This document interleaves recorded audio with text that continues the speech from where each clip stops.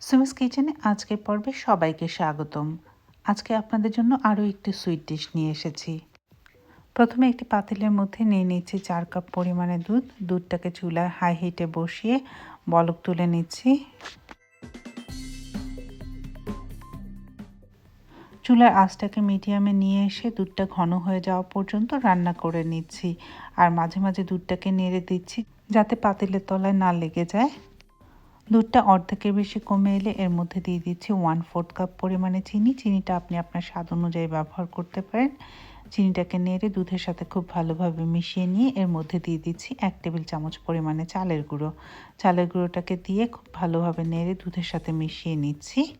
আমার চ্যানেলে এরকম অসংখ্য রেসিপি রয়েছে। আমার চ্যানেলের রেসিপিগুলো ভালো লাগলে প্লিজ আমার চ্যানেলটিকে লাইক, শেয়ার এবং সাবস্ক্রাইব করবেন। এ সময় চুলার আঁচটাকে লোতে রেখে অনবরত নেড়ে দুধটাকে একদম ঘন করে নিচ্ছি।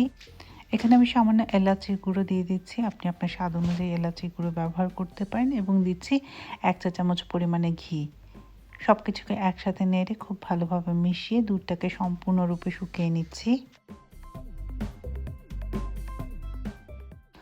দুধটা খুব ভালোভাবে ঘন হয়ে গেলে চুলা থেকে নামিয়ে নিচ্ছি।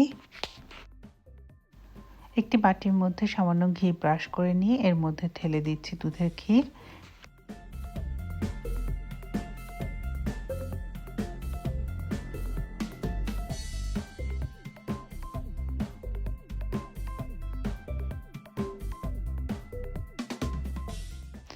ক্ষীরের বাটিটাকে সামান্য ট্যাপ করে ইভেন একটা লেয়ার করে নিচ্ছি।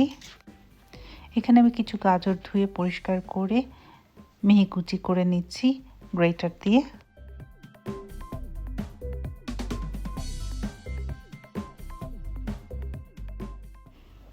একটি ফ্রাই প্যান চুলায় বসিয়ে এর মধ্যে দিয়ে দিচ্ছি 1 টেবিল চামচ পরিমাণে ঘি।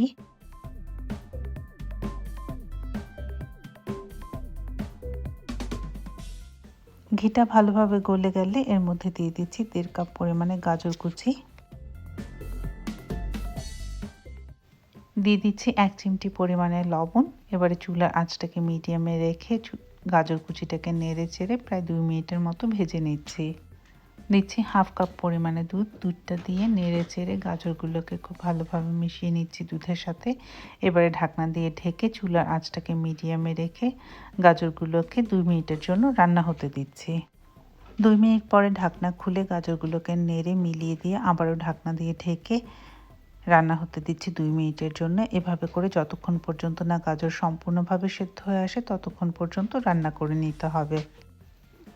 দিচ্ছি 1/4 কাপ পরিমাণে চিনি। চিনিটা দিয়ে নেড়ে খুব ভালোভাবে গাজরের সাথে মিলিয়ে নিচ্ছি। এই অবস্থাতে আমার চুলার আঁচটা রয়েছে মিডিয়ামে। এই মিডিয়াম আঁচে আমি চিনিটাকে নেড়ে ততক্ষণ পর্যন্ত রান্না করব যতক্ষণ পর্যন্ত না চিনির সম্পূর্ণ পানিটা শুকিয়ে যায়। প্রথমে যে দুধের ক্ষীরটা বানিয়েছি সেখান থেকে 1/4 কাপ পরিমাণে ক্ষীর দিয়ে দিচ্ছি গাজরের সাথে। এবারে নেড়ে খুব ভালোভাবে মিলিয়ে নিচ্ছি।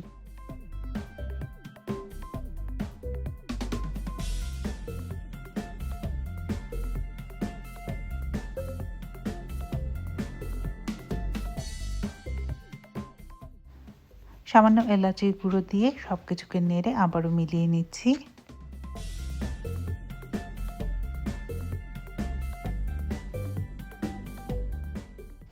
গাজরগুলো খুব ভালোভাবে রান্না হয়ে গেলে এবারে নামিয়ে নিচ্ছি গাজরগুলো।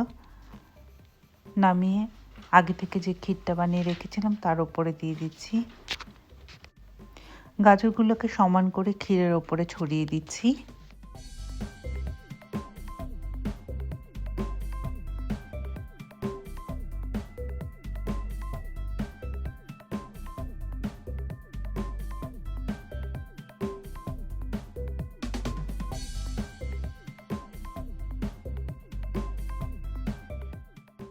সামান্য চেপে চেপে ওপরটাকে যতটা সম্ভব স্মুথ করে নিচ্ছি।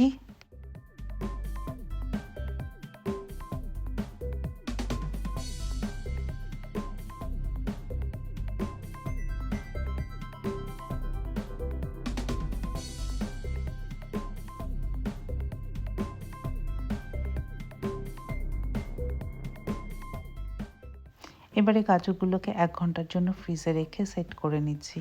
1 ঘন্টা পরে ফ্রিজ থেকে বের করে একটি ছুরি দিয়ে প্রথমে লাইন করে নিচ্ছি। তারপরে ভেতর থেকে ডিপ করে কেটে নিচ্ছি।